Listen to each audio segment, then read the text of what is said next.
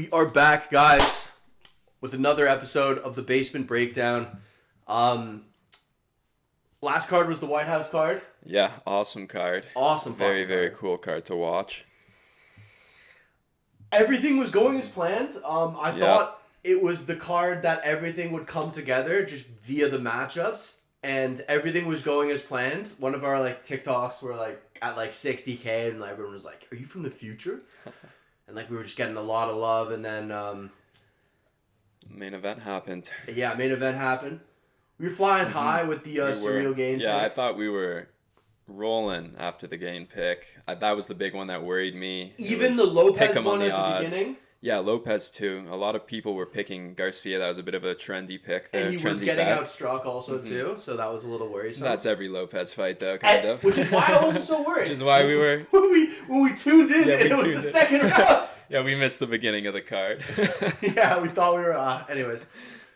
I had a sick time watching the card with you. I thought it was a very... 10 out of 10 card. Even if you're not an American patriot, and you don't like all that shit or whatever... I still thought it was entertaining and fun to watch, and I thought they did a good job. Yeah, all the fights were super entertaining. Walkouts were cinematic almost. And the fights all delivered. Mm-hmm. They all delivered. I think it's the only card in history where every fight ended in a knockout. Yeah, and they made it that way. I mean, we were shit talking. It was built like that. Yeah, it was built like that. We were shit talking the matchup so much, but all the fights, were good fights, and they ended up being entertaining, so that was fun. We take it on the chin. I'm kind of tired of losing these 6 leg big parlays main events, yeah. By one leg, and it's always like last time it was Perez EM. This time it was Ilia Topuria. It's just well, that one's a little different. Perez EM's not as crazy as Ilia Topuria. But you look at the last pay-per-view main event with Strickland winning. We've seen a crazy string of upsets here for 2026 is the year of the underdog. I don't think I've ever seen so many underdogs win in the UFC as I have this year. It's been wild.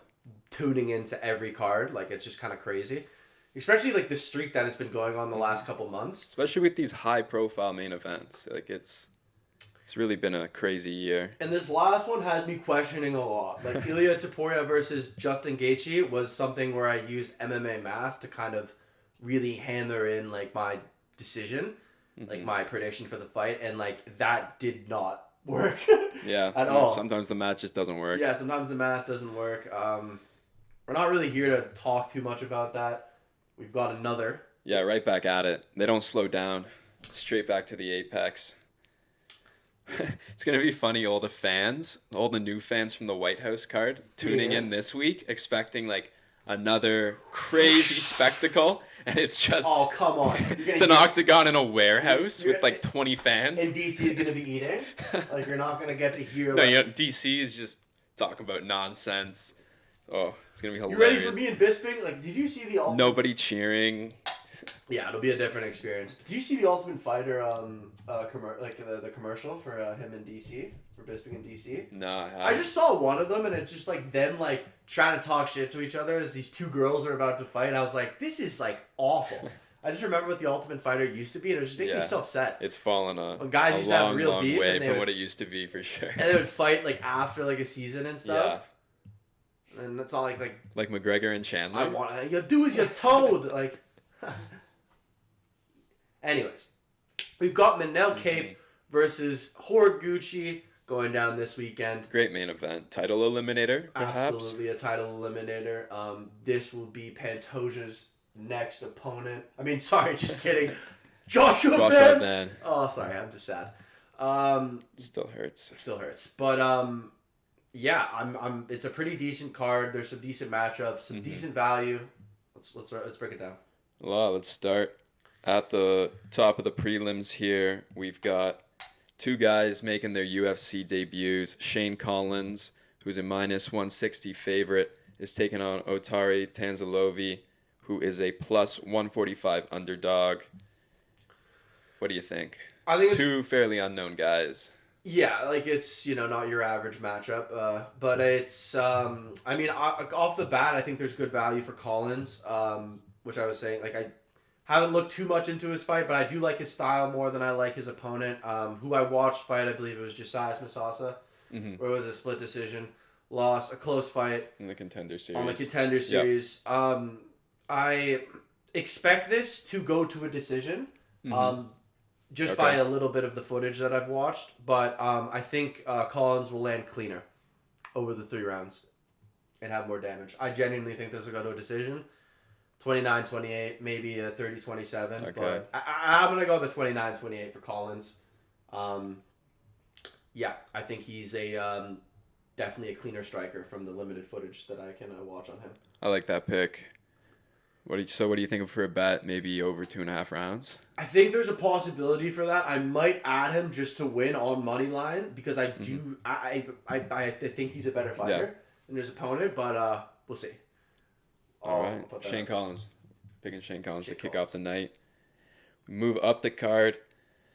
Women's bantamweight fight between Carol Rosa, who's a slight -130 favorite. Which I'm kind of surprised about, honestly. Me as well, because her opponent, Luana Santos, is pretty good. She's got good takedowns plus 110 dog. Too. Yeah, she does have a lot of good takedowns. I think she's going to control her for the majority of this fight. Like, I think there's good value in this, obviously, going to a fucking decision because it's a chick's fight.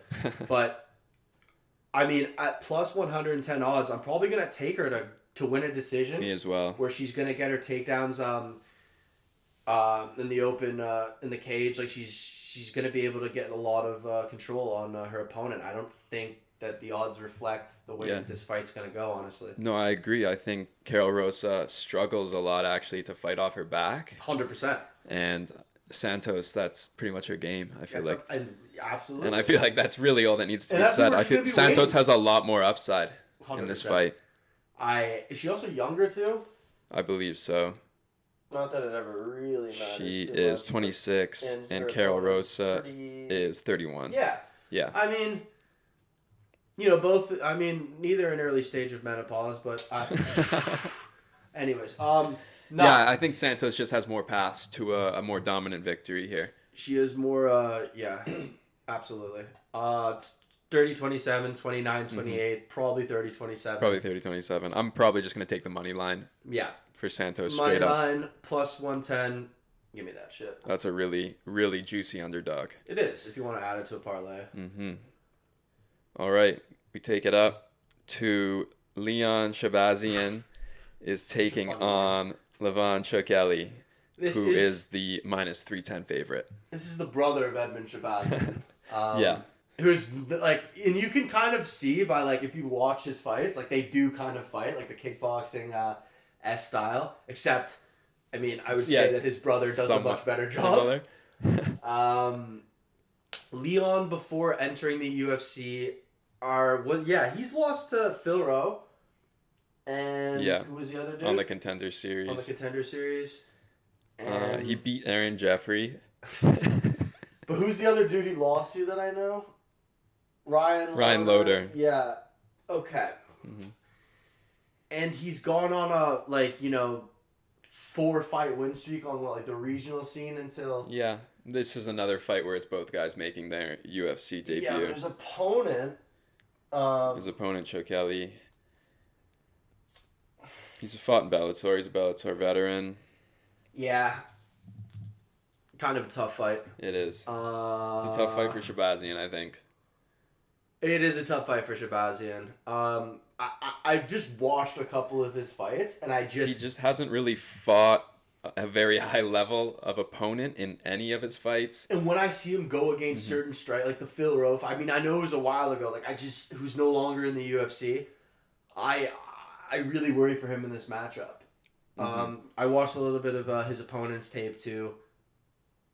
Pretty decent striking. Yeah, he has a decent. Definitely has knockout power as well. I think there could be a scenario where he catches Shabazian and knocks him out. And I think he's probably faced better opponents as well. Bellator alone is probably better than any promotion that Shabazian's fought in. I agree. I just can't take the guy who couldn't beat Phil Rowe in the Contender Series. Yeah. Not doing it. Not doing it at all. I gotta go with Chokeli. Yeah, Chokeli, and I'll go either by a unanimous. I think it'll just be a unanimous. Probably decision. a unanimous decision. Yeah. And we move up. We got a fight here, the featherweight division between Michael Aswell Jr. and Gaston Bolanos. Aswell is super, super heavy, minus 430 favorite. As he should be. Bolanos plus 310 underdog. Aswell had a tough match versus Luke Riley, I believe, last time out. Competitive fight. Very competitive. Lost by decision. Lost by decision, which was the right choice. I mean, I think he's like a lock for this fight. I think he's like his opponent Gaston Bolaños. I just think he's so much better than him. I would tend to agree. I think Michael He's faced much better competition. Yeah, he's pretty well rounded too. He's got good pressure. And Bolaños, he got beat up by Marcus McGee. Exactly. Like if you look at his walloped in that fight. I do think he's gonna be very deficient against what Michael Aswell has on the feet for him. Like Michael Aswell's in your fucking face. He's got good striking. I fully expect him to beat the shit out of out of him. He has questionable cardio too, Bolaños. Yeah. Yeah, I gotta go with Aswell here as well. I think he's just the more reliable fighter. It's more durable, probably better cardio. Minus 450 to just go straight up money line. I'm gonna go with a late finish for Aswell. I think a round 3 finish. I think it would be like as he starts rolling downhill on combinations. I think as the fight goes on, Bolaños might gas and probably fade down the stretch. Round 3, I could see this being finished. I agree. All right. Not bad fight. Oh, this one's a banger. Mitch Raposo is taking on Alan Nascimento. Funny stat for you guys. Alan Nascimento fights at what weight class, Harrison? I mean, I know. I just want to hear you say it. Flyweight? Yeah. And what are they fighting at right now? They're fighting at lightweight? He hasn't made the weight that he normally is supposed to fight at. He hasn't made 125 in years. Years, brother. Years. It's actually kind of crazy to think about. I don't understand. I don't understand why he still wants to be known as a flyweight. Yeah, it doesn't make any fucking sense. It doesn't make any sense at all. But his opponent, Mitch Raposo, he's a bit underrated. Did he win his last fight? Yeah, he did against Azat Maxim. Yeah. Decision unanimous. He's got good control. Mitch Raposo's crafty. He is. He finds ways to win He can fights. find ways. You look at his 2 losses, both by split decision. He finds ways to make fights very competitive, which is tough. Nascimento's what? What's his? He's favorited, right? Yeah, he is the minus 200 favorite. Mitch Raposo is plus 170. If you guys wanted to put money on Mitch Raposo at a plus 170, wouldn't be crazy.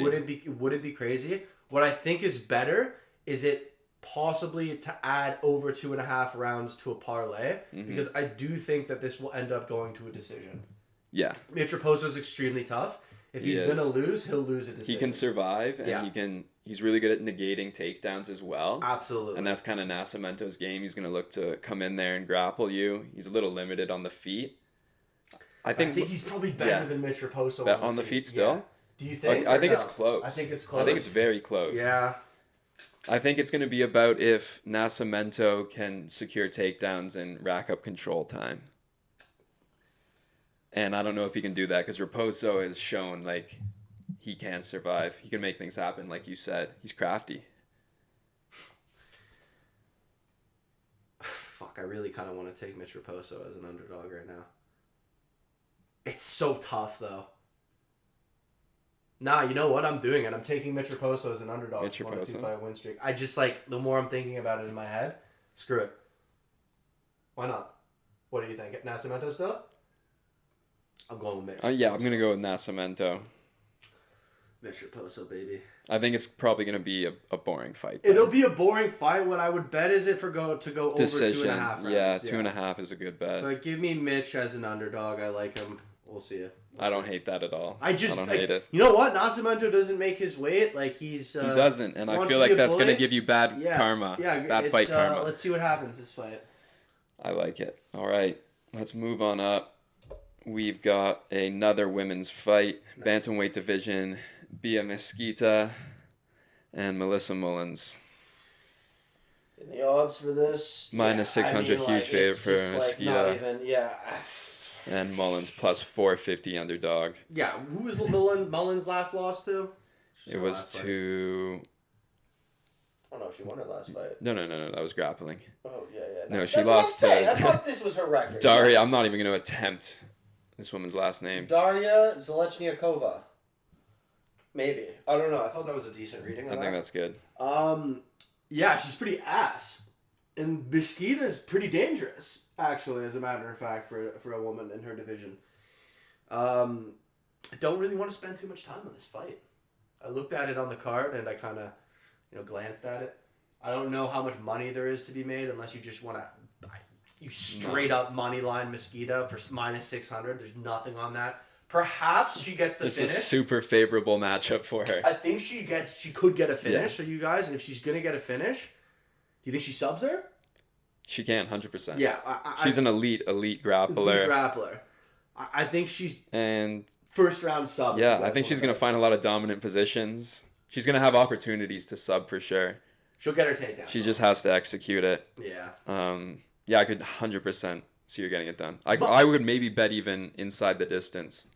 Yeah, fight not to go the distance and her to win, or potentially a sub. Yeah, well, there's a couple options there. You can't just go straight up minus 600, I guess. No, you can't. That's useless. I wouldn't even add that into a parlay. Okay, yeah, fair enough. Those are heavy heavy Very heavy. All right. Oh, yep, there we go. Take it up. Andre Lima and Kevin Borjas. Lima is again minus 600, huge favorite. Borjas plus 420 underdog. I think it's a little disrespectful because Borjas he's shown to have power in his hands. Like, he's had some pretty good fights. Now, last time out, I believe, was a pretty rough going for Borjas. Yeah. He's faced some decent competition. Yeah. And he's struggled a little bit because of that. Imanol Rodriguez and Sumadarji. And he beat Ronaldo Rodriguez bad, by knocking him down. Those guys are decent. They're mid-level fighters. And then obviously Joshua Van in his debut as well. Absolutely. The champ. Borjas, I like his striking, honestly, but I don't think he's going to win this fight. Mm-hmm. Sorry, guys, I have 3 dogs in the house. So. I think he's viewed as a legit up-and-coming prospect right now. That's how I feel That's about the thing, him. and that's how I feel too. I see him being able to impose his will on his opponent. Mm-hmm. I think Lima's in a similar tier to the competition he's faced. Mm-hmm. Sumadarji and those guys at least, or maybe even higher. We don't really know yet. I like Sumadarji a lot. I do like Sumadarji too. I got a soft spot for him. Nutshot. And I think Lima's just going to have a little too much for Borjas. For sure. Gotta respect the veteranship and the grit of Borjas. I definitely have watched some of his fights and enjoyed them, but I think I think he might be out after this one. I could see Lima even stopping him. Yeah. I think he'll have his way with him. Yeah. I think he'll be able to have his way. We go up. Are we almost at the main card? We move up. We are at the main card. Oh, yeah. Mm-hmm. Very first fight opening up the main card. We've got Vinicius Oliveira taking on Andre Fili. Oliveira minus 210 favorite, and Fili is a plus 180 underdog. I took Andre Fili last time at an underdog. Vinicius Oliveira has gone from fighting in a main event against Mario Bautista to finding himself opening the main card. The main card? Yeah. I honestly, what's his name? Andre Fili is a good, he's good. He is. He's actually not bad. He's not bad at all. Vinicius He's Oliveira, very durable. And he can win minutes and win rounds too. Absolutely. So I'm not like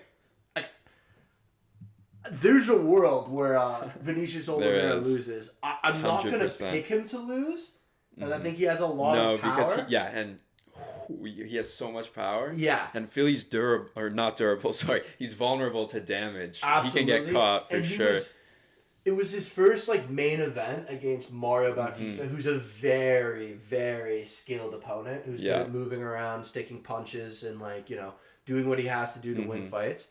And he's a multifaceted mixed martial artist. Well, I think Vinicius, we've seen him look for specific things. I agree. He's still dangerous. He's still explosive. I think he can still finish. Beat Andre Fili. I would not be surprised if somehow this went to a decision where Andre Fili won a round. I like that. I'm being so serious. No, I do agree. But as long as Fili avoids getting hurt, he can have success. he circles around if he gets cut off a bunch of times Yeah. by Vinicius Oliveira to the cage, I can see something bad happen. Yeah, oh yeah, he's gonna get slept. There's a ton of finishing upside on Oliveira. Yeah, but there's some Could good, be a good bet. Could be a good bet. good bets for this fight. It's a good fight. Fun fight. But yeah, gotta roll with Oliveira, obviously. Yeah. All right, next fight on the main card. Nelsik Bagdasaryan and Murtazali Magomedov. Oh God. Nelsik is a plus 240 underdog, and Magomedov is a minus 305 he's favorite. undefeated, dude. Yeah. I've looked at footage from him. Like I think he'll decision the dude. If not. Yeah, this is another, we talk all the time about the setup fights, especially for the Contender Series guys. Sub or decision or 30-27. I see. Definitely an easy fight for Magomedov here. And there's not much to really know about him too. We saw him for 90 seconds in the cage. Yeah, on the Contender Series. Yeah, I think he'll. This is such a setup to get this guy a win, help build his profile on a decent, Apex card. Yeah, well, there's people on a fighting main. He's on the main card too for a reason. 100%. I don't want to spend too much time on that. That one, it's not worth it. Yeah. Magomedov, and then we can roll on. Next fight's a lot more interesting. We've got Christian Rodriguez taking on Haider Emil. Rodriguez minus 155 favorite. Emil plus 135 underdog. He's looked worse for wear, Haider Emil. He's came in, beat William Gomez. Got knocked out by, was it Who did he get knocked out by? Jose Delgado. Oof. And then lost to Jamal Emmers. Yeah. Unanimous decision back in November. Ooh, yeah, that one was bad. He did not do. He fought 3 times in 2025 though. Lot of action for him, but he's an older dude too. Like after he has. Well, he only fought in the Contender Series in 2023, so he's had to really go here if he wants to make a career of it. I don't can't think waste he's time. gonna win this fight, bro. Nah.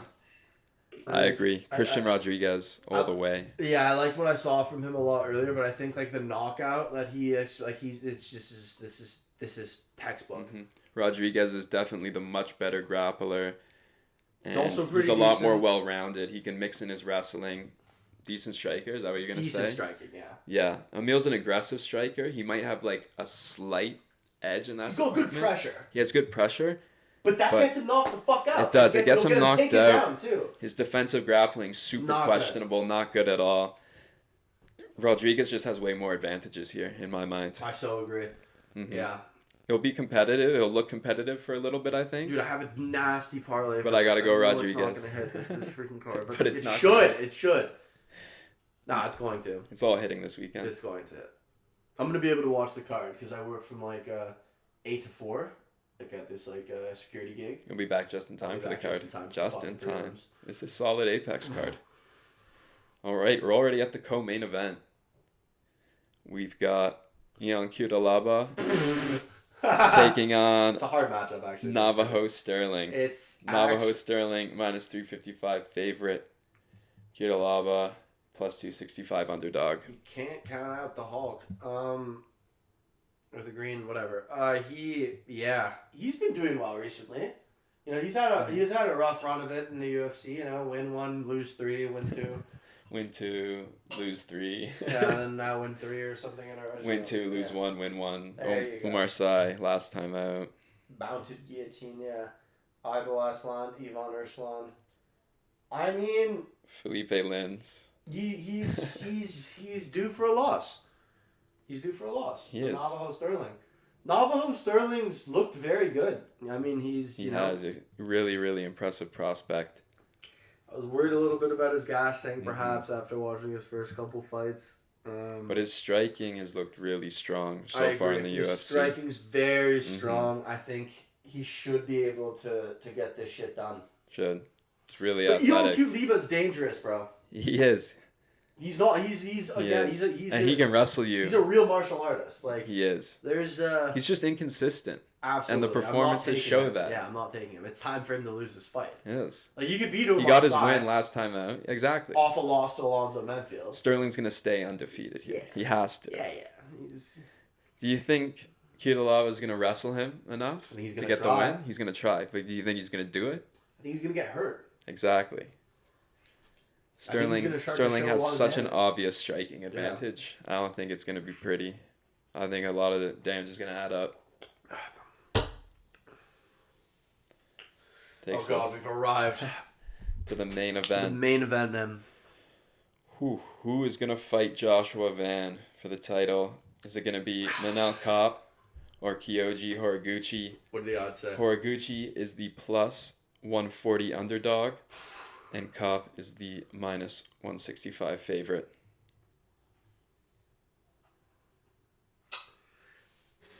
It's a very tough fight.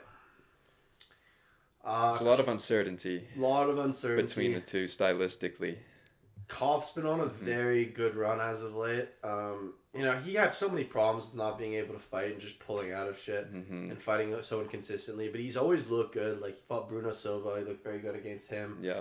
Obviously, Amabayev. Asil Amabayev. Like, he's... Looked good. Yeah, Royval obviously folded him. I think he has real power. And then Brandon Royval, who loves to firefight. We saw that against Joshua Van. That's how he got knocked out, by just, standing there and trading. It's not the exact thing that it's not the way that Kiro Horiguchi fights. I mean, Horiguchi's fought Amir Albazi, Tagir Ulanbekov, who are, like, not necessarily great strikers either. No, not at all. And who else did he fight? In the UFC. Oh, that was it. That was it in the UFC.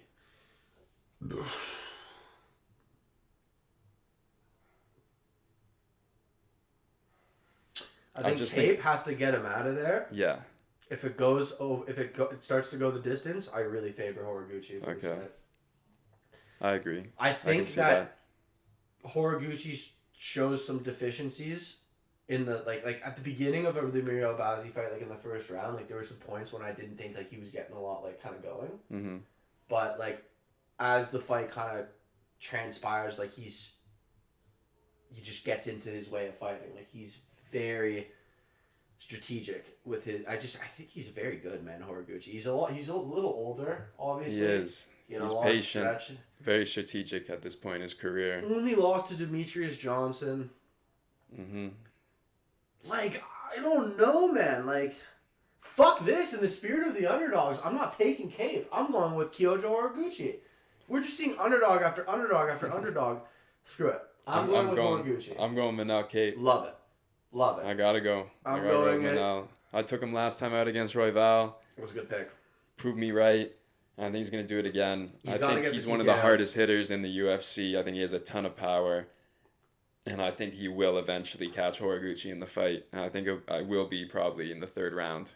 That's what I'm going to go with. I think he gets taken down. Okay. I think he's been shown to get taken down against, like, he's not going to fight him the same way that, like Brandon Royval is. But I don't know 100%. I think he could for sure get caught. I'm going with Kyoji Horiguchi. I just want that, like, if he... Like, him coming out back after, like, a decade and now going to fight for a title against Joshua Van would be sick. And Randall Kape's, how old is he? Like, 32? 33? Yeah, he's a couple years He's younger. just young enough that if he won 2 more fights, he could still get another crack at it. So, I'm just going to go with Kyoji Horiguchi. That is fair. I'm still going to go with Kape. It's tough. I think he's going to get it done. I think they're on opposite career trajectories right now. It's Manel's time. He's going to get that title shot. I think that's a fight a lot of people would like to see. I want to see it for sure. It'd be a banger. But both of them I'd want to see for sure. 100%. It would be a different style of fight between him versus Horiguchi. Mm-hmm. Like, out of just pure, like, entertainment, I feel like fans would probably want Kape and Van to Horiguchi would be super interesting, though, too. I like it a lot. I like it. All right, well... Picking apart. All right, that's the breakdown, guys. We'll get the video out, and let us know your picks in the comments. Let's go.